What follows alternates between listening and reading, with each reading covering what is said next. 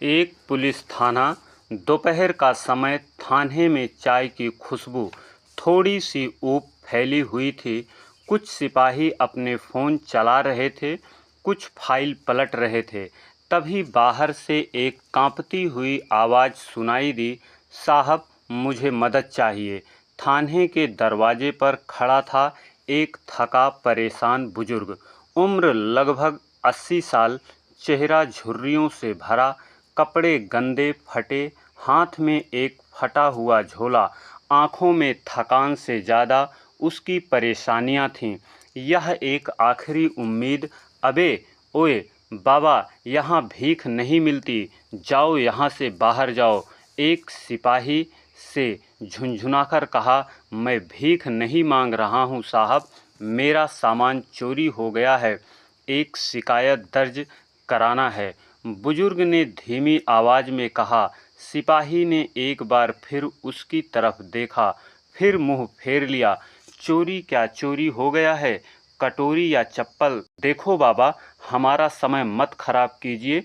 बुजुर्ग ने धीमी आवाज़ में कहा, मेरे पास ज़्यादा कुछ तो नहीं था, बस एक पुरानी छोटी सी पर्स, उसमें मेरी पत्नी के दवा के पैसे थे और मेरी पेंशन के कागजात।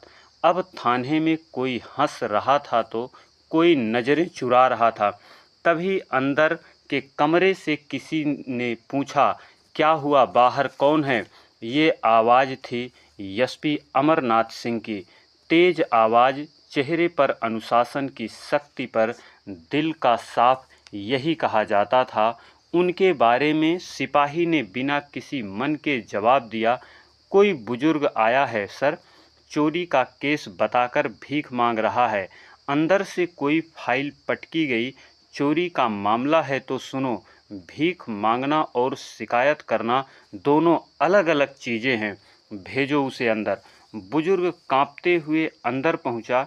एसपी साहब ने सामने देखा, उनकी निगाहें उस चेहरे पर लगी रही कुछ पल, कुछ ज़्यादा ही लंबा। बैठिए बाबा, बताइए क्या हुआ? आवाज़ में तेजी नहीं थी, एक अजीब सी नरमी थी। बुजुर्ग ने थैले एक पुरानी डायरी निकाली। कॉलोनी नंबर 10 में रहता हूँ, मेरी पत्नी की तबीयत बहुत ख़राब है। कल बाजार गया था, एक आदमी धक्का मारा। जब मैं खड़ा हुआ तो मेरी पर्स नहीं थी, उसमें मेरी पेंशन के कागज़ थे, कुछ दवा के पैसे। एसपी अमरनाथ की नज़रें उस डायरी पर टिक गई। वहीं एक पुराना नाम लिखा था, हीरालाल। एसपी की सांसें कुछ पल के लिए रुक गई। क्या नाम बताया? उन्होंने धीरे से पूछा। हीरालाल, बुजुर्ग ने जवाब दिया। एसपी की अंगुलियां धीरे धीरे मेज पर चलने लगी। बाबा, आपके हाथ पर ये निशान कैसे हैं? उन्होंने इशारा किया। बुजुर्ग ने धीरे से बाजू से कपड़े ऊपर किए। एक जला हुआ निशान, कुछ वैसे ही निशान एसपी अमरनाथ ने अपने पिता के हाथों में देखे थे। बचपन में आपका बेटा, सबने सवाल किया, जैसे गले में कुछ फंसा हुआ। बुजुर्ग ने मुस्कुराने की कोशिश की, थक कर बोला, बहुत समय पहले हम एक सड़क दुर्घटना में बिछड़ गए थे। मेरा बेटा अमरनाथ। एसपी के आंखों में दर्द उतर आया। कमरे में चारों तरफ सन्नाटा फैल गया। वो अपनी जगह से उठे, धीरे धीरे आगे बढ़े और सामने झुककर पूछा, बाबा, आप मुझे पहचानते हैं? बुजुर्ग ने झुककर देखा, फिर जैसे समय की परतें खुलने लगी, चेहरे का तेज, वो नज़रें और वो नाम, अमरनाथ। आवाज़ कांप रही थी, साथ ही कमरे की दीवारें, थाने के अंदर दिल जैसे थम गया था। एसपी अमरनाथ की आंखें नमी से भरी थी, लेकिन वो सख्त चेहरा जो जिले भर में डर और इज्जत का प्रतीक था, अब थर थराने लगा था। बाबा, आप ही हो ना हीरालाल, मेरे पिता? अब बुजुर्ग की आंखें पल भर के लिए खुली की खुली रह गई। वो अमरनाथ की आंखों में देख रहे थे, जैसे ही भूले बिसरे सपने को पहचानने की कोशिश कर रहे हों। तू मेरा अमरनाथ है, उसकी आवाज़ में कांपती आवाज़ और डर का कुछ अजीब मिश्रण था।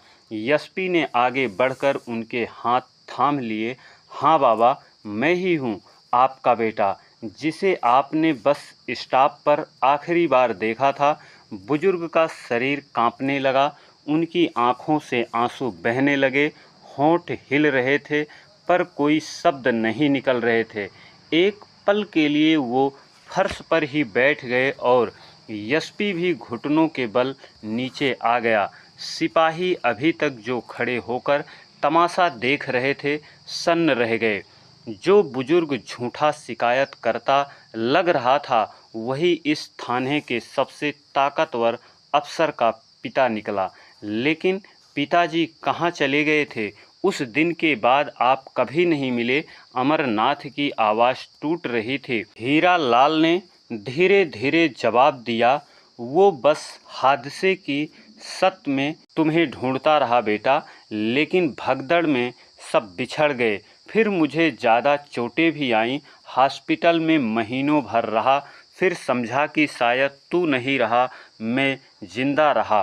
पिताजी एक अनाथालय में पहुंचा, तुम्हें ढूंढता रहा, बड़े होकर आईपीएस बना, सोचा अगर कभी कोई सुराग मिलेगा तो, लेकिन तुम्हारा नाम शहर सब खो गया था।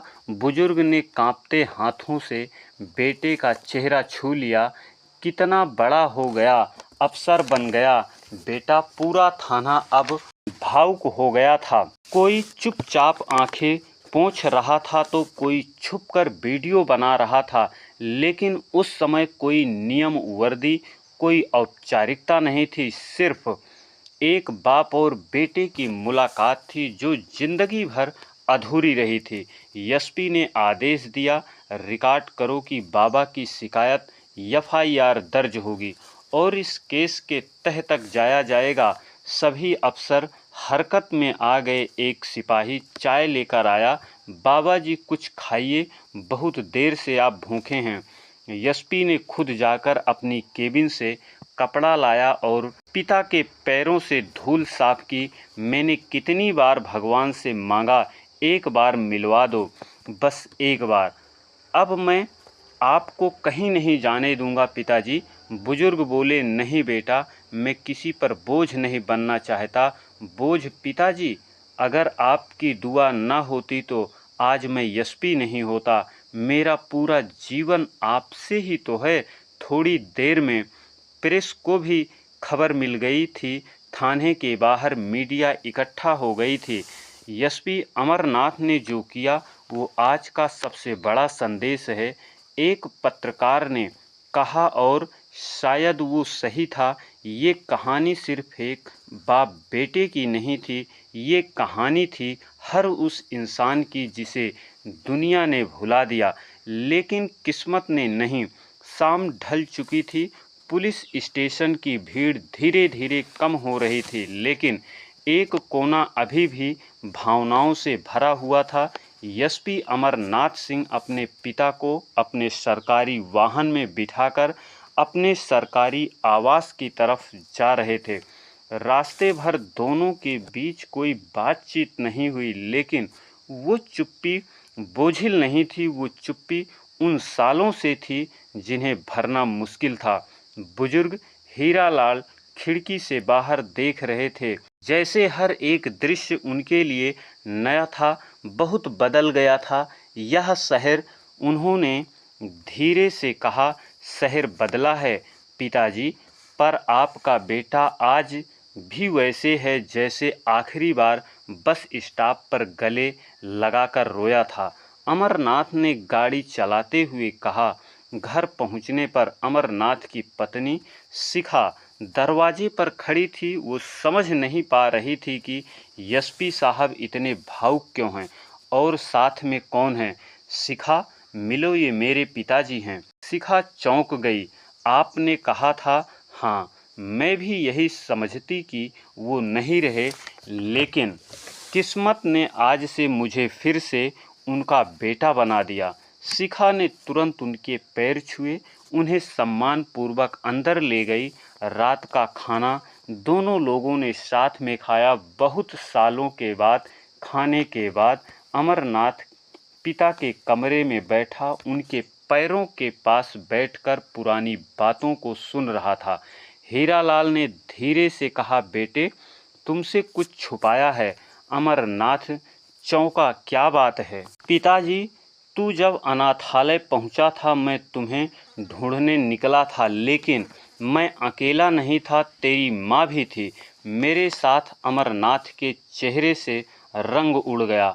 माँ? हाँ बेटा, वो जिंदा थी, लेकिन हादसे के बाद वो मानसिक रूप से बहुत कमज़ोर हो गई। अब तू नहीं मिला, वो टूट गई। मैंने उन्हें एक सेवा संस्थान में भर्ती करा दिया, जहां उनका इलाज हो सके। तो क्या वो अब भी वहीं पर हैं? अब तक मैं हर महीने जाकर मिलता था। पिछले महीने मेरी जेब कट गई, दवा के पैसे चले गए। तभी केस दर्ज कराने गया था, तभी एसपी अमरनाथ खड़ा हो गया। मैं अभी चलूँगा पिताजी, अपनी माँ को लेकर आऊँगा। मैं अब कोई अधूरा रिश्ता नहीं छोड़ना चाहता। बुजुर्ग की आंखों से आंसू निकल पड़े। आज तू बड़ा अफसर ही नहीं, बड़ा बेटा भी बन गया है। कुछ देर बाद एसपी की गाड़ी एक सेवा संस्थान में रुकी। वहाँ पर एक कोने में बूढ़ी महिला बैठी थी। सफ़ेद बाल, शांत चेहरा, खोई हुई सी निगाहें। एसपी साहब धीरे धीरे उनके पास गए। माँ, आवाज़ में प्यार था और अपनापन भी। वो पलट कर देखी। कई सालों की धुंध जैसे साफ होने लगी।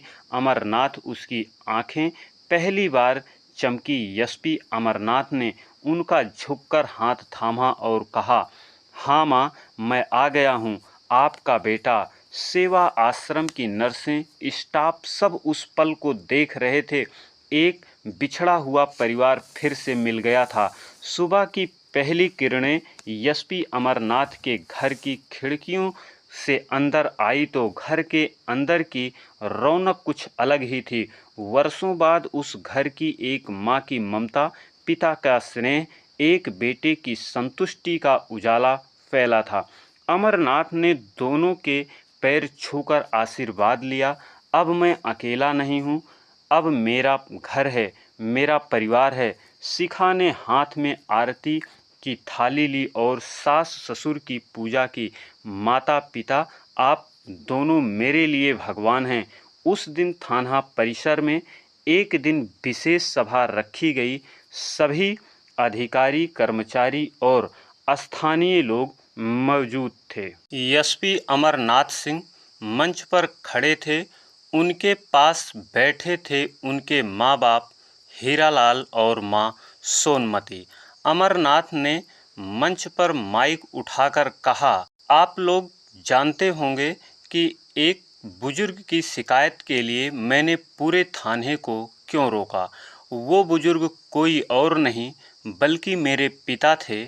मैं बचपन से ही एक बस हादसे में मेरा साथ मेरे पिताजी से छूट गया था और तब से आज मैं थाने में मिला। यह सब सुन करके कुछ लोग तो तालियां बजाने लगे और कुछ शांत हो गए और कुछ लोगों के आंखों में आंसू आ गए। उस दिन एसपी अमरनाथ ने एक योजना की घोषणा की। अब हर थाने में एक आदर्श रूम होगा और थाने में आने वाले हर बुजुर्ग की उसमें उनका बहुत आदर के साथ बातों को सुना जाएगा और जो भी उनकी शिकायत होगी उसका निस्तारण किया जाएगा। क्योंकि ऐसे जो हमें जन्म देते हैं और जो हमारे देश के लिए मरते हैं, उनका, ऐसे सीनियर आदमी का आखिरी सफ़र तक सम्मान होना चाहिए। दोस्तों, एसपी साहब अपने पिता से बचपन में ही एक बस हादसे में बिछड़ गए थे। उनका साथ छूट गया था और वो जा कर के अनाथालय में अपना पढ़ाई की और उन्होंने ऐसा लगन से, इस तरीके से, इतनी शिद्दत से उन्होंने अपनी पढ़ाई लिखाई की कि आखिर वो एसपी के मुकाम तक पहुँचे और कई सालों के बाद वो जब उनके बूढ़े बुजुर्ग उनके पिताजी आते हैं अपनी शिकायत लेकर के, उस थाने में ही बैठे उनके एसपी बेटे ने से मुलाकात हुई। अब वो अपने पिताजी से मुलाकात हो गई है। अब वो अपने माता पिता को अपने साथ लेकर के रह रहे हैं। दोस्तों, ये रही आज की कहानी। कहानी आपको कैसी लगी हमें कमेंट बॉक्स में ज़रूर बताएं। दोस्तों, कहानी के माध्यम से हमारा उद्देश्य किसी को भावनाओं को आहत करना या परेशान करना नहीं। हमारा उद्देश्य आपको जागरूक करना और सचेत करना है। कहानी अच्छी लगी हो तो वीडियो को लाइक करें। प्लीज़ पहली बार हैं तो चैनल को सब्सक्राइब ज़रूर करें, जिससे हमारा हौसला बढ़ता रहे। और इसी तरीके से फिर मिलते हैं एक अगली वीडियो में एक नई कहानी के साथ। तब तक के लिए आप सभी को बहुत बहुत धन्यवाद।